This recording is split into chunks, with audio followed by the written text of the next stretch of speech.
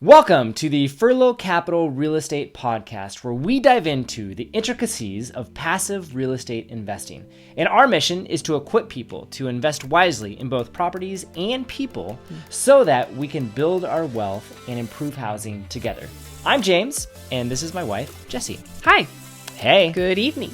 Good evening. Yes, it is nighttime because what is today? Today's Sunday, and we had a super busy day. It's busy. Let's see. So went to church in the morning, and then I was going to have a completely relaxing afternoon, do some weekly planning stuff. So you thought. Yeah, and then I got a text from a friend who is refinishing his cabinets, and he, shall we say, naively was like, oh, I got a couple free days because things are happening with my family. Let me just refinish these real quick. Just in a couple of days. No big deal. Yeah, I mean, and he was going to redo the floor and paint some stuff. What? He had some projects. Oh, my word. And he had more than just the cabinets. Yeah, so he got the Sunday afternoon and texted me and was like, I need help. Yeah. And so I went over there for a few hours and just gave him an extra set of hands. That's awesome. Yeah, we did not finish the project. We've been there before.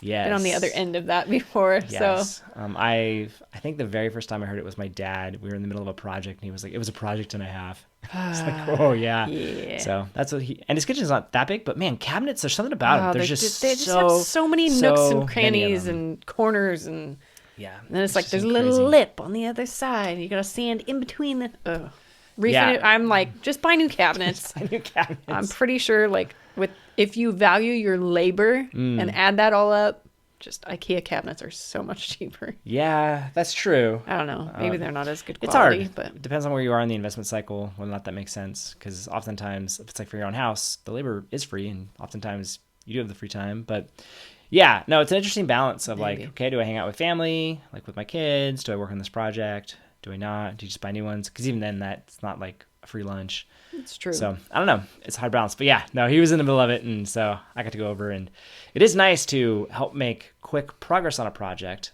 and then walk away. That's true. I do like that one. That's true. So all that to say, my day did not go at all how I had planned. And that's what I want to talk about. I want to talk about a day. A day? A day. Okay. Yeah, you like that segue there? That was good. Came up with that one on the fly. Nice. Yeah, thanks. So I subscribe to one of those daily rip-off That's weird. That should just tell you. You subscribe in your day-to-day life. That should just tell you. I have bought a subscription, which means I bought it once. Yes. That should just tell you where we are in society. I think in terms of subscriptions now. Oh my gosh. Okay. So I bought one of those daily calendar things where those like paper things. Each page is a day and you got some sort of inspirational quote. Sure. Probably the last one I had was probably like 15 years ago. And it was the Office quotes. Remember that one? Yeah. That was super fun. And it turned out our real estate agent, he loved The Office. And so I would every time we saw him, I'd bring him a new one. He loved it. It was awesome. But that's not what this one is. This is it's a Seth Godin one. And he's an author about marketing, getting stuff done, just kind of like deep thinker in general.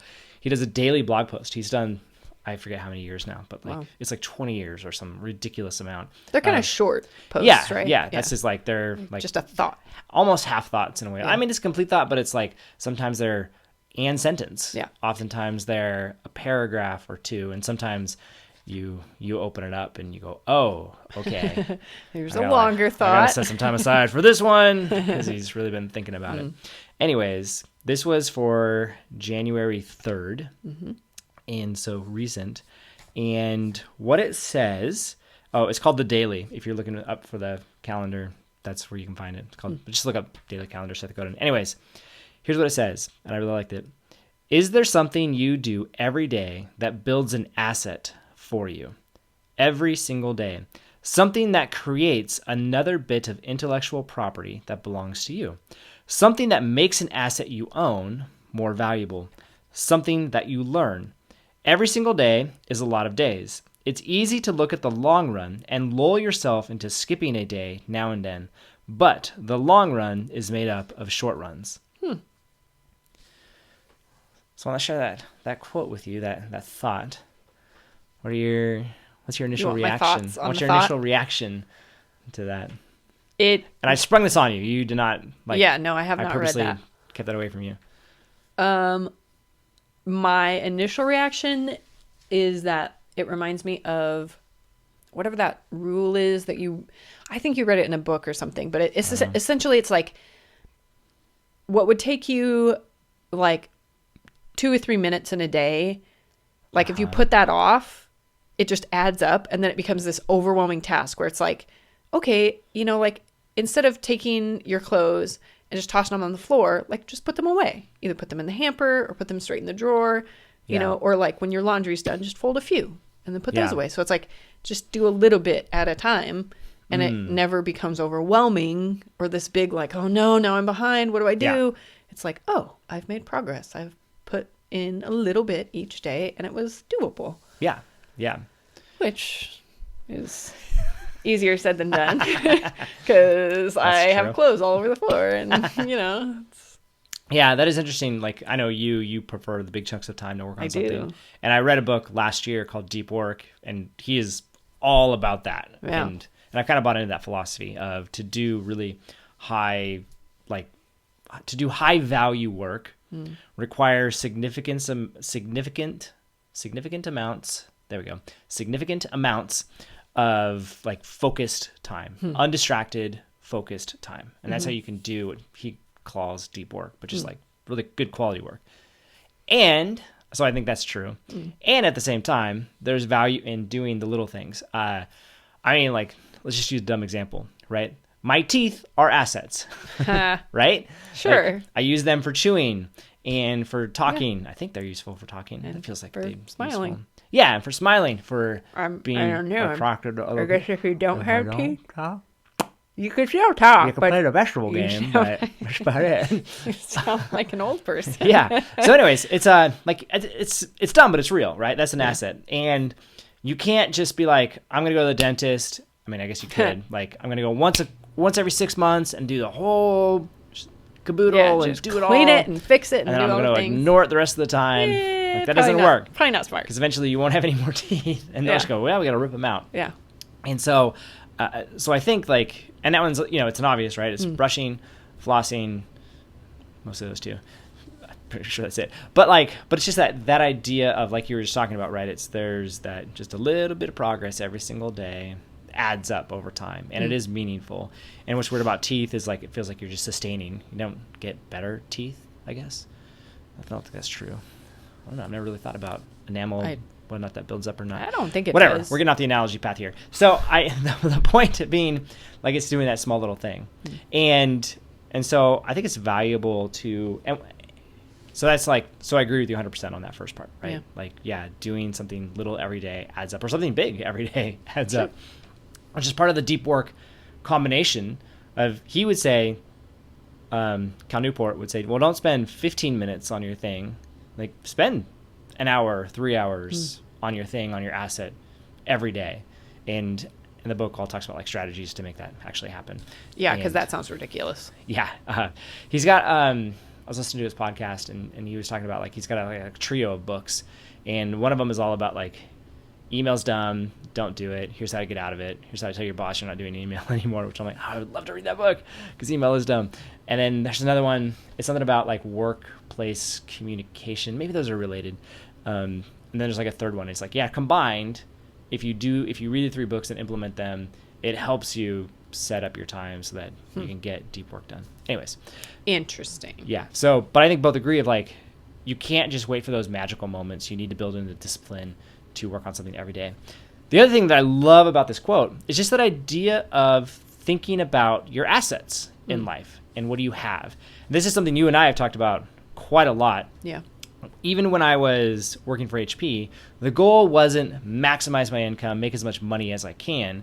The goal was always build as many assets as we could, maximize our assets. And that was something that we regularly talked about. And so the fact that that's what he's referring to. And I get it. He's not necessarily being as literal as maybe we were, because we were like, no, we're buying real estate. Right. Those are assets. We're investing in them. We're making them better every day, either by making physical improvements and how we run them, all that stuff. I think it was just good. Yeah, I mean, I can see the obvious analogy or application of that quote to our lives, but I think more in general, if you just think about an asset being something that improves your life, like the brushing of the teeth or learning a musical instrument or reading a book. Yeah. You know, we've talked about that before, and I struggle with that literarily as well. Not literally, but literarily.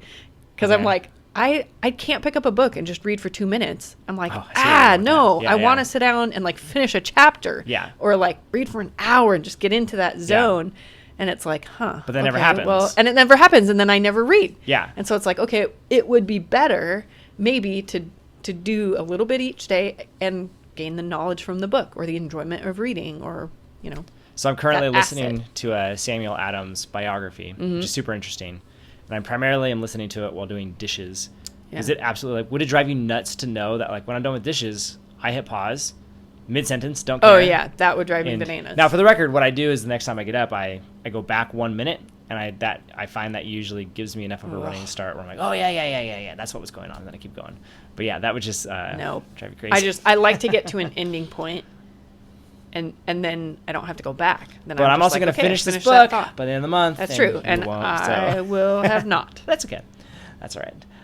It's okay. Yeah. You'll tell me the highlights. So, but yeah, I agree with you. I think it's good to think about it, not just literally, but for all those areas in your life that make you better. Having said that, I still think being very clear about, is this an asset or not? Sure. And I love the way that Kiyosaki defines an asset, which is something that puts money in your pocket instead of something that takes money out of your pocket. Sure. I think is a great way to think about it, which would say like your personal car is a liability. The really controversial one is that your personal home. Yeah. Does that take money in or out of your pocket? Pretty sure out. He would say out. And so you go, by his definition, it's a liability. Yeah. And so the question is like for actual assets. And that's where obviously we are a real estate passive investing podcast. Yeah. And so that would be the challenge that I would have for you listening would be like, what are those assets that you have, or what are those assets that you're cultivating? And it may be, hey, I'm putting a little bit money more aside. I'm putting a little bit of more money aside. Yeah, I said that right. Or just the fact that you're listening to this podcast is a deposit into that, is making it a little bit better. You're working on your education. You're thinking about it.